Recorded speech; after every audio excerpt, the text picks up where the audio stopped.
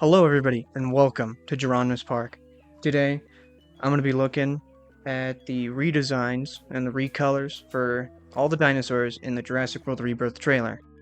And, well, this trailer came out a couple days ago, and let's just take a look at them. The new dinosaurs. Some people really don't like them, some people, like them, and then some people are pretty neutral about it, But, we'll just take a look at it and I'll give you my thoughts on them. So what I'm mainly excited for, anyway, to come from this movie, isn't really the movie itself, but the content from this movie that's going to be adapted into Jurassic World Evolution 3 and the toys that Mattel are making.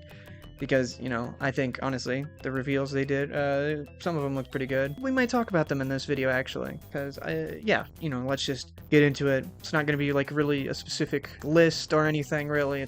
Alright, so we have the Dilophosaurus.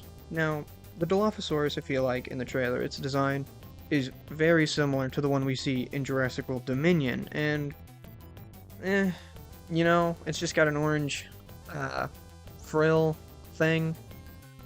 It could have been, like, patterned, I feel. It could have had, like, a different pattern or something, but, hey, that's alright. It's in the movie, so that's cool, I guess, but, hey, Next creature we're going to be talking about is the Mosasaurus. Now, Mosasaurus has a different look here, and honestly, it looks pretty cool, but it looks more like an ocean creature would, whereas the Jurassic World Mosasaurus from, obviously Jurassic World, and that whole trilogy, it had more of a, crocodilian look, something that would be more like in a swamp.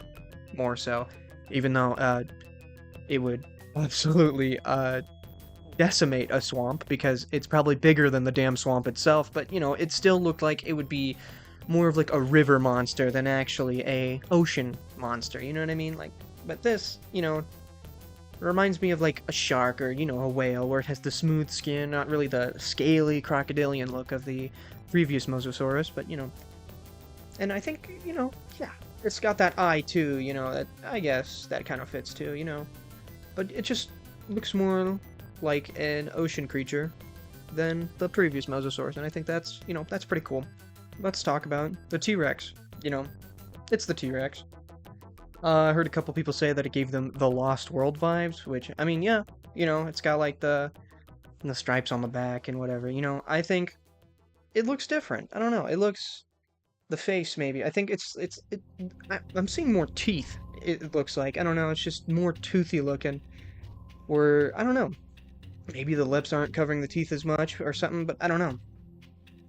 It just looks like the teeth are more defined, in a way, to me. And, this really reminds me of the Hammond Collection Tyrannosaurus Rex. The colors, it's just, I don't know. Those stripes on the back, really, and then that, like, earthy, yellowish brown color on the back, that looks really cool, It's a T-Rex. You can't go wrong with the T-Rex, for the most part. I mean, but, anyway, it's the T-Rex. And it looks pretty good, the colors are great. Natural, earthy colors. Wonderful. The next one we're going to talk about here is the Titanosaur. The design of the creature, I'll throw up a picture of the toy here, too. Because the toy is what's really... I don't know. The toy, I mean, it looks good model-wise, you know what I mean? It looks like the thing in the movie, right? Anyway, the colors on this thing are horrendous. And if I get my hands on this thing, I'm definitely repainting it. But I feel like it's going to be massive. So, I don't even think I'll have room for this thing, as I already have a lot of those, big sauropod creatures in my room, and they're huge. They're massive, you could say. Anyway, speaking of massive things, let's look at the tail on this creature. Anyway, the tails get very whip-like. The colors, I think, are really cool for this. In the movie, not the toy. The toy looks, Anyway, it's got stripes going down its neck. You see that kind of like pattern going along down its neck, and maybe even along down the body a little bit. But then you've also got these new things.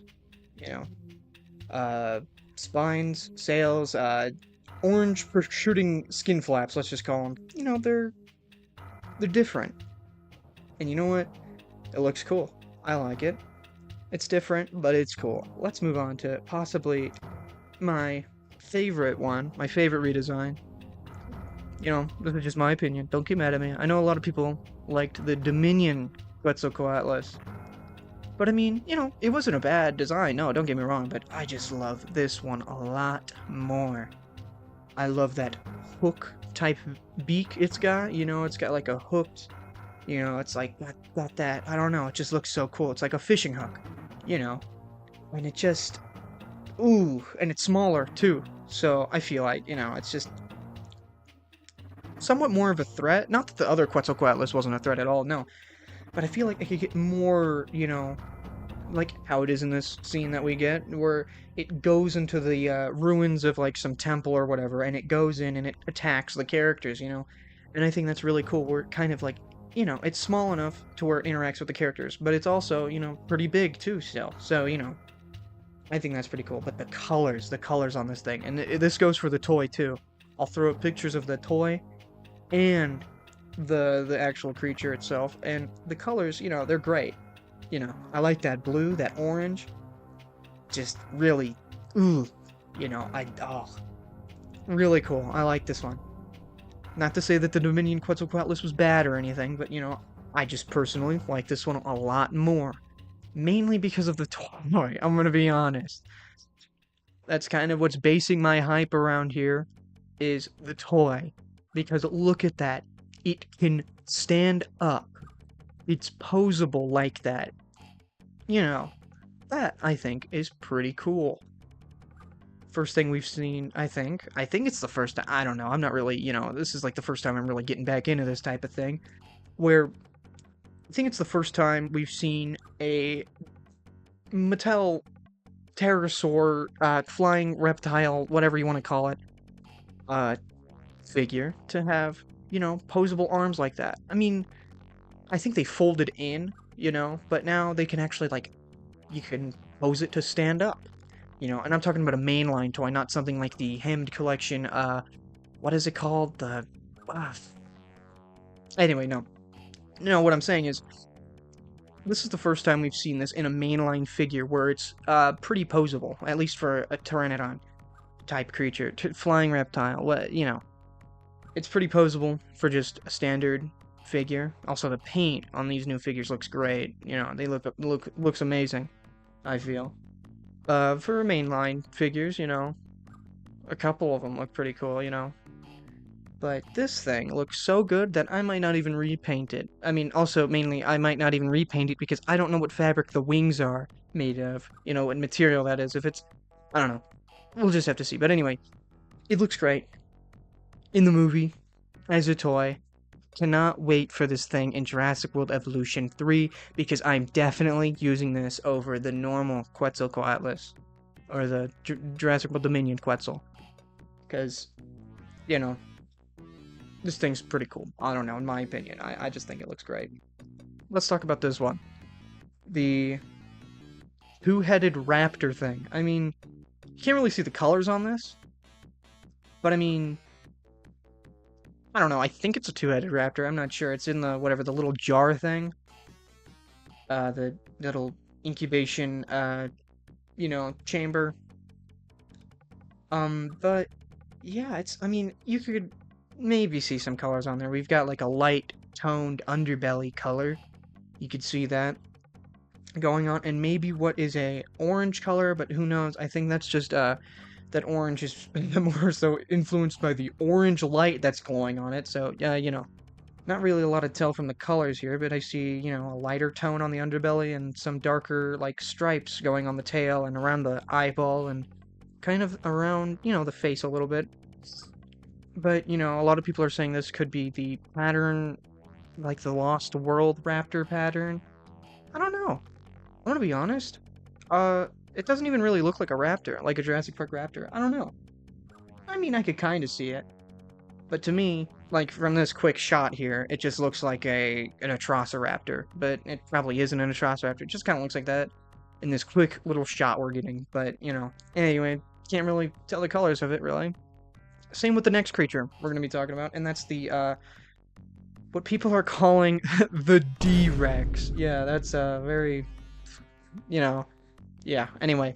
I'm just gonna call it the mutant because I do not want to call it the D-Rex over and over again. I'm not gonna say that. I'm just not. Anyway, the mutant thing, creature, you know, not gonna lie, looks pretty, it looks cool, you know. It looks like a Rancor from Star Wars. I'm pretty sure that's like one of the main inspirations for it, you know. And the Rancor was cool, you know. So, I mean, I don't know, it could be cool. I don't know. I think it could be cool, like, maybe, you know, like, you know, whether or not you like it or hate it, it's in the movie, so you kind of got to deal with it. But, hey, they could really, you know, if Universal plays their cards right, they could really, really make this thing work, I feel. But, you know, Universal doesn't always play their cards right, so I guess we'll see. Anyway, the colors of it, I think it's just like a gray, you know. Yeah, it's kind of like the Indominus Rex, I think, almost, where it's just got like a gray or black color scheme, you know, it's just, yeah, you know, I think it's, I'm pretty sure, because, I mean, you can't really see it well because, you know, the glowing lights on it from the flare and the, you know, alarm or whatever in that one scene. But from the picture, we get that hand, you know, that, like, the gorilla fist thing, you know, knuckle. It's, I think, like, a darker colors, maybe, like, black or like, gray or something, but I don't know, you couldn't really get a, you know, good look at it. Anyway, the next creature we're going to be talking about is the Spinosaurus. And this one's a little controversial. You know, controversial for a, you know, a movie, you know, but I kind of get where people are coming from, you know, it's, but you know what? It doesn't look terrible. You know, I feel like a worse design, worse than this, was most definitely the Raptor from Dominion, and you know, a few people were complaining about that, but not as many as this. Whereas this, you know, this looks cool, but the Raptor from Dominion, I mean, also looked cool, but its face, I don't know, man. Not a lot of people, I mean, a few people, you know, talked about how its face looked ugly. Which, I mean, you know, I don't really care. You know, it's, that's alright, you know.